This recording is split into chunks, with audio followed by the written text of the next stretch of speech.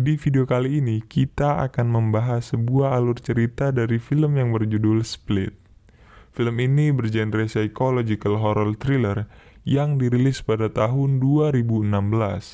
Film ini disutradarai dan ditulis oleh M. Night Shyamalan, bercerita tentang seorang pemuda bernama Kevin Wendelkram yang didiagnosa memiliki 23 kepribadian ganda. So, without any further ado, let's get into it. Casey yang sedang duduk di sebuah restoran melamun menatapi jendela. Claire bertanya kepada ayahnya mengapa dia mengundang Casey karena ia bukanlah temannya. Dia pun tidak akur dengan siapa-siapa di sekolah.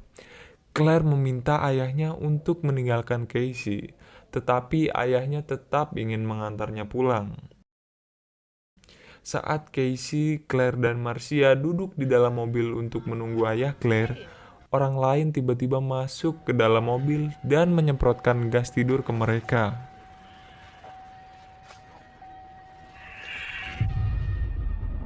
Setelah itu, Casey terbangun di sebuah kamar bersama dengan Claire dan Marcia. Casey melihat ke pintu-pintu yang terkunci. Tiba-tiba Dennis memasuki ruangan, membawa kursi dan duduk. Dia menatap mereka dan memilih Marcia untuk ikut dengannya. Dennis menyeretnya keluar dari kamar. Casey dan Claire pun merasa sangat ketakutan. Setelah beberapa saat, pintu pun terbuka. Dennis membawa masuk Marcia dan ia pergi. Marcia memberitahu mereka bahwa Dennis hanya ingin Marcia menari. Claire memberitahu teman-temannya bahwa satu-satunya jalan keluar adalah menyerang bersama. Dia mencoba meyakinkan Casey bahwa ini adalah satu-satunya jalan keluar. Namun Casey mengatakan bahwa mereka pun belum mengetahui siapa sebenarnya yang mereka hadapi. Barry adalah sesosok pribadi lain yang ada di tubuh Kevin. Ia pergi ke rumah Dr. Karen dan membawa beberapa sketsa yang telah ia buat. Dr. Karen mengatakan kepadanya bahwa sketsanya bagus dan dari semua pasien, dialah yang paling konsisten. Dia bertanya apakah sesuatu telah terjadi karena biasanya dia sangat protektif tentang sketsanya, tetapi hari ini dia memamerkannya. Barry memberitahunya bahwa dia hanya ingin mengunjunginya dan dia akan bertemu dengannya lagi di minggu depan. Dr. Karen menjadi sedikit khawatir tentang hal itu. Claire dan Marcia mengintip ke sebuah lubang di pintu. Mereka memberitahu Casey bahwa ada seorang wanita bersama Dennis. Mereka mulai berteriak meminta tolong. Wanita itu bergegas menghampiri pintu, dan ternyata itu adalah Dennis yang menggunakan gaun wanita. Dia meminta gadis-gadis itu untuk tidak khawatir karena dia tidak akan menyentuh mereka. Casey dan gadis-gadis lain berdiskusi bahwa Dennis berbicara sendiri sepanjang waktu. Dennis tiba-tiba memasuki kamar dengan ember dan peralatan pembersih kamar mandi. Ia meminta mereka untuk membersihkan kamar mandi. Dia memberitahu mereka bahwa Patricia telah mengingatkannya jika mereka telah dibawa ke sini karena suatu alasan. Dia juga mengatakan kepada mereka bahwa dia tidak akan mengganggu mereka lagi. Maybe he has a dog or something. Claire membangunkan Casey karena ia melihat Dennis duduk di depan pintu. Dennis mengatakan bahwa dirinya adalah Hedwig, seorang anak laki-laki berusia 9 tahun. Dia memberitahu mereka bahwa seseorang yang jahat akan datang untuk menyakiti mereka. Casey memanggil Hedwig lebih dekat dan memberitahunya bahwa pria jahat itu datang ke sini untuknya juga, dan dia harus membantu mereka keluar dari situ. Setelah itu, Hedwig keluar dari kamar. Casey menyadari bahwa Hedwig mengatakan sesuatu jika terdapat jalan keluar dari kamar itu. Mereka segera mulai menggeledah ruangan. Claire menemukan tempat berlubang di langit-langit. Hedwig mendengar suara itu dan mencoba membuka pintu namun gagal. Hedwig mengganti dirinya sebagai Dennis dan membuka pintu dengan mudah. Meskipun Claire menyelinap keluar melalui saluran ventilasi dan bersembunyi di lemari kamar sebelah, Dennis mengikutinya dan berhasil menangkapnya. Kemudian Dennis menguncinya di kamar terpisah. Di sisi lain, Dr. Karen memberikan ceramah di sebuah seminar melalui panggilan video.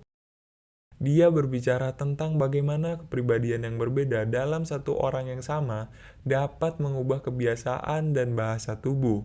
Ia juga mengatakan bahwa ini adalah pintu gerbang terakhir ke semua hal yang tidak diketahui tentang batasan manusia.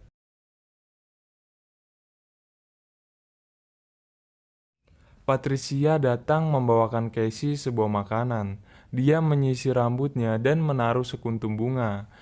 Dia mengajak Casey dan Marcia untuk pergi makan di dapurnya. Hal itu pun menjadi sebuah kesempatan bagi mereka. Marcia memberi isyarat pada Casey untuk melarikan diri melalui pintu dapur, tetapi Casey pun tidak menanggapinya. Marcia memutuskan untuk bertindak dan memukul Patricia dengan sebuah kursi. Lalu ia langsung melarikan diri. Patricia yang terluka meminta Casey pergi ke kamarnya dan mengunci pintu. Marcia tidak bisa lari karena semua pintu sudah terkunci. Ia pun akhirnya ketahuan oleh Patricia. Patricia langsung mengunci Marcia di ruangan yang berbeda sehingga mereka tidak bisa lagi berkomplot. Saat ini Casey hanya sendiri di kamarnya. Ia teringat pamannya yang bernama John bermain bersamanya saat mereka sedang di hutan. Saat Casey membuka matanya, Hedwig sedang berbaring di sampingnya. Dia memberitahu Casey tentang binatang yang akan datang untuk menghampirinya. Hedwig mengatakan padanya jika dia suka menari dengan pemutar CD-nya yang ditempatkan di sebelah jendela. Casey langsung memintanya untuk membawa dia ke sana karena pernah ditipu, namun ia terus dirayu oleh Casey. Dengan berat hati, Hedwig mengatakan jika ia akan membawanya. Setelah itu, Hedwig membawa Casey ke kamarnya untuk menunjukkan pemutar CD yang ia miliki. Dan Hedwig menari-nari di depan Casey. Selesai menari, Casey bertanya kepada Hedwig tentang jendela yang ia bicarakan. Dia menunjukkan kepada Casey gambar yang tergantung di dinding dan mengatakan kepadanya bahwa dia berbicara tentang jendela itu. Tetapi Hedwig menyadari bahwa alasan dia bertanya tentang jendela itu adalah agar Casey bisa menyelinap keluar. Casey langsung mencoba menggunakan HT yang ada di kamar Hedwig untuk menghubungi seseorang. Namun, Patricia pun muncul. Ia langsung mengantar Casey ke kamarnya sambil menyanyikan lagu pemakaman. Selanjutnya, Dr. Karen menerima beberapa surat dari Barry. Dia memutuskan untuk mengunjunginya. Saat Dennis akan meninggalkan tempat tinggalnya, Dr. Karen tiba dan mengatakan kepadanya bahwa salah satu dari mereka baru saja mengirim email kepadanya.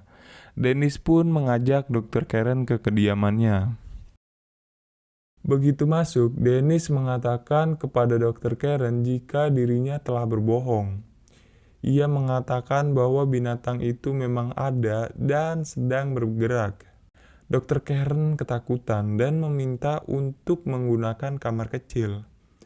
Dia pergi ke ruang bawah tanah di mana dia menemukan salah satu gadis terkunci di dalam ruangan.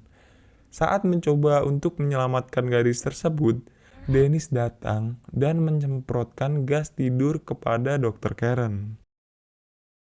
Dennis pun pergi untuk membeli bunga.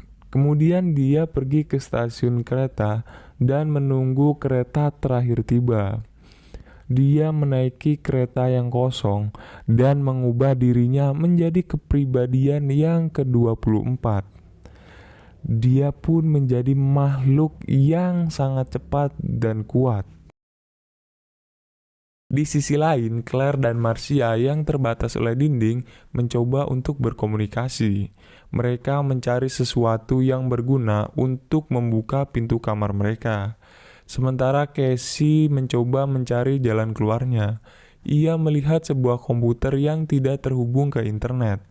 Dia membuka folder di desktop dan melihat video kepribadian berbeda dari Kevin. Dalam salah satu rekaman, dia melihat Barry mengambil satu set kunci yang tergantung di bawah topi, dan kebetulan kunci itu berada tepat di belakangnya. Dan Casey pun mengambil kunci tersebut dan langsung mencari jalan keluar. Dr. Karen terbangun dengan linglung. Dia menuliskan sesuatu di atas kertas. Tiba-tiba binatang itu muncul di belakangnya. Dan Dr. Karen pun didekap oleh binatang itu dari belakang. Dr. Karen mencoba menikamnya dengan pisau, tetapi pisau itu patah. Makhluk tersebut membunuhnya dengan meremas badan Dr. Karen sampai tulang punggungnya patah. Casey yang sedang mencari jalan keluar kaget melihat Marcia terbaring die di kamarnya. Dan di kamar sebelah, Casey melihat Claire sedang disantap oleh binatang tersebut. Casey pun berlari ke kamar Dennis. Ia melihat Dr. Karen die terbaring di lantai. Makhluk itu pun mendatangi Casey dengan merangkak di dinding. Casey melihat ke kertas yang bertuliskan Kevin Wendelkram. Casey pun memanggil nama tersebut hingga membuat sang makhluk terjatuh. Kevin Wendelkram! Kevin pun tersadar dan mengatakan kepada Casey bahwa dirinya tidak mengingat apapun. Kevin memberitahu Casey senapan yang telah ia simpan di belakang rak dan meminta Casey untuk membunuhnya. Saat Casey hendak mengambil senjata itu, tiba-tiba Dennis menghentikannya dan mengatakan Kevin tidak bisa menangani kenyataan karena semua kepribadian mulai muncul.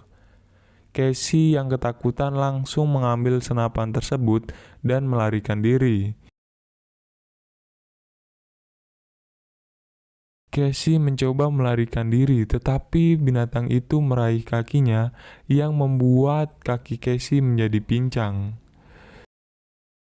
Kemudian Casey menuju ke jalan yang buntu.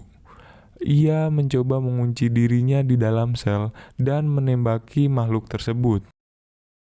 Nyaris tidak mempan ditembaki oleh Casey, makhluk itu membengkokkan jeruji sel dengan tangan kosongnya. Casey dengan pakaian yang lusuh dan robek-robek tidak tahu harus kemana lagi. Namun, makhluk itu tiba-tiba berhenti dan terdiam setelah melihat semua bekas luka lama di tubuh Casey dari masa kecilnya. Makhluk itu mengatakan kepada Casey bahwa dirinya berbeda dari yang lain. Kemudian makhluk itu pergi meninggalkan Casey. Setelah itu, seorang pria yang bekerja di sana menemukan Casey yang masih terkurung di dalam sel kandang. Pria itu pun menyelamatkan Casey dan memanggil polisi.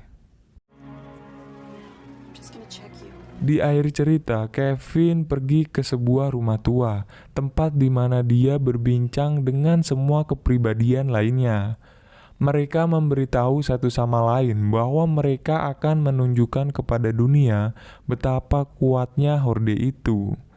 Dan cerita pun selesai.